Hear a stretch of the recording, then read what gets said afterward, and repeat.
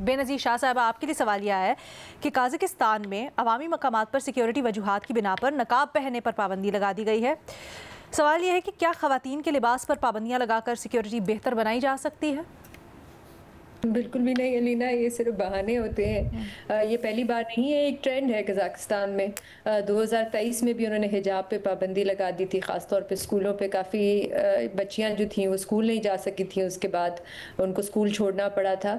तो ये बस बहाने होते हैं। अभी भी उन्होंने कहा है कि पाबंदी है निकाब पे, लेकिन जो डॉक्टर्स हैं, प्रोफेशनल्स हैं और भी कुछ एक्सेप्शंस दी हैं, वो जो हैं वो मास्क पहन सकते हैं, उन पर कोई वो नहीं है। लेकिन मज़हब की बुनियाद पर आप जो है ये निकाब नहीं कर सकते।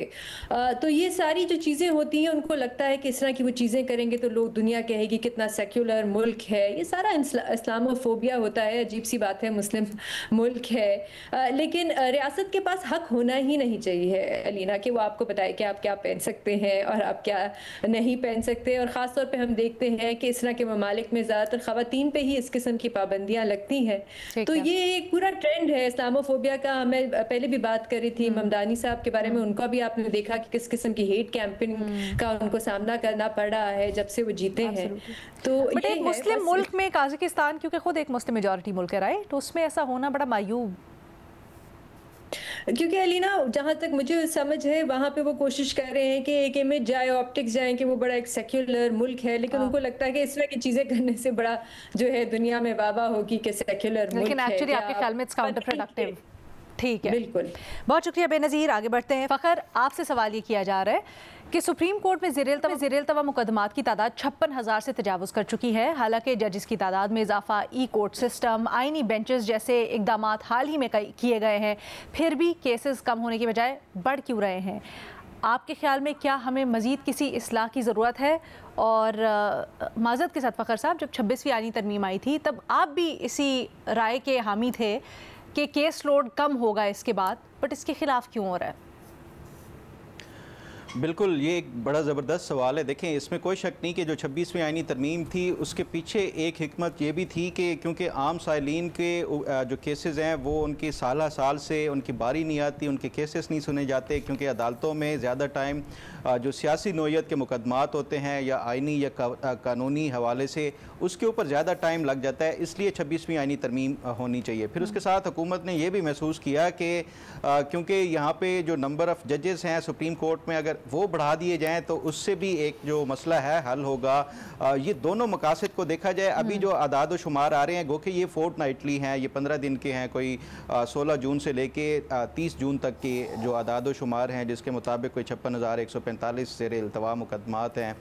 उसमें से भी 30,000 वो हैं जो सिविलियन जो सिविल उसके हवाले से हैं, और 9,000 से ज़ायद हैं जो फौजदारी के हैं। देखें, असल मसला कहाँ पे है, और ये इसमें कोई शक नहीं कि 26वीं आइनी तरमीम के हवाले से मैंने भी ये कहा था कि ये वक्त की ज़रूरत है, लेकिन उसके साथ साथ जो बुनियादी ज़रूरत है, मैं समझता हूँ जिसकी वजह से ये केसेस की नोयत कम हो सकती है, वो है आपका पाकिस्तान जो लॉ कमीशन है, जहाँ पे ये कवानीन के हवाले से रिव्यू किया जाता है। और ये मैं पहले भी इसी रिपोर्ट कार्ड में बता चुका हूँ कि जिसके सरबराह होते हैं चीफ जस्टिस, हर कानून का वो रिव्यू किया जाता है, जिसमें सबसे ज़्यादा नोयत के केसेस हों, जिस कानून के तहत आप उसको रिव्यू करें, फिर पार्लियामेंट से जो है उसमें कानून साजी करके अगर कोई उसमें एम्बिग्विटी है या कोई कदगन है या कोई इस हवाले से कोई मसला, सर माजरत के साथ तो फिर जो जवाब दिया जा रहा था 26वीं आइनी तरमीम का और उसकी रेलेवेंस बताई जा रही थी, अफादियत, वो तो नहीं हुई ना?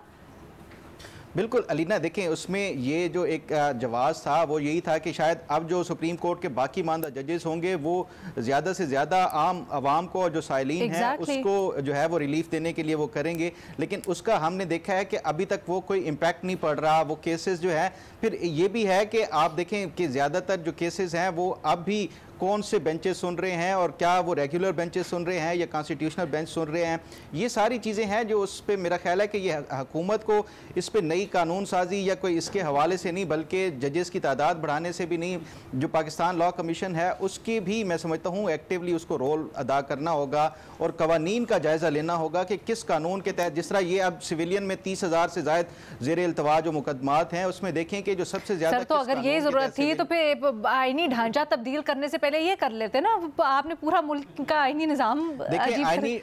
देखें, ये हुकूमत कोई भी आती है वो अपनी मनपसंद और अपनी मर्जी की قانون سازیاں کرتی ہیں، یہ اس میں کسی کی رکاوٹ نہیں ہوتی اس کو، اور یہ ہر حکومت کرتی ہے. وہ میں نہیں اس کے اوپر وہ کہہ سکتا کہ حکومت یہ نہ کرے، قانون سازی اس کا حق ہے، وہ کرتی رہے، لیکن اس کے ساتھ ساتھ جو ایک بنیادی مقصد تھا عوام کو ریلیف دینا، اس کے لیے اگر یہ بنیادی وجہ اگر یہ اس سے حل نہیں ہوا، آپ کی رائے کا بالکل ٹھیک ہے، آپ کی رائے کا بالکل احترام فخر صاحب، لیکن ایسے تھوڑی ہوتا ہے کہ ہر حکومت آتی ہے اس کا حق ہوتا ہے قانون سازی کرنا. بالکل اس کا حق ہوتا ہے، آئینی ترمیم بھی کر سکتی ہے اگر وہ 2/3 میجورٹی ہے، اور قانون سازی بھی کر سکتی ہے وہ سمپل میجورٹی سے. لیکن دونوں چیزیں آئین، قانون اور کامن سینس سے مطابقت بھی رکھنی چاہیے، اور جو جواز پیش کر رہے ہیں اس کو جسٹیفائی بھی کرنا چاہیے، جو اپیرنٹلی تو ابھی ایسا نہیں لگ رہا. بٹ چلیں جی، آنے والے دنوں میں اس کے اوپر مزید بھی بحث کریں گے جب زیادہ وقت ہوگا. بھٹی صاحب سے جلدی سے سوال کرتے ہیں. بھٹی صاحب، سوال یہ ہے، محمود خان اچکزئی نے وزیر اعظم کو قومی حکومت کے قیام کے لیے مذاکرات کی پیشکش کی ہے اور کہا ہے کہ اس مطالبے کے سوا کسی اور معاملے کے اوپر اب بات نہیں ہوگی. آپ کے خیال میں کیا اس وقت قومی حکومت کی تجویز حقیقت پسندانہ ہے؟ لو جی میڈم شیخ، ابھی آپ اور میں اور مظہر صاحب اور فخر اور بے نظیر شاہ صاحبہ سارے پریشان تھے کہ مسئلے دا حل کی ہے، وہ آ گیا جے. بٹی صاحب، یہ کہیں آپ کی سازش تو نہیں ہے؟ آپ نے تو نہیں ہے قومی حکومت کا شوشہ درمیان میں چھوڑا؟ لے سامبو ہن، پھر سامبو قومی حکومت نو، لے ہن کر لو گل جیڑی کرنی جے. پرائی شادی عبداللہ دیوانہ. بھائی محمود خان اچکزئی صاحب، آپ کیا کرنا چاہ رہے ہیں؟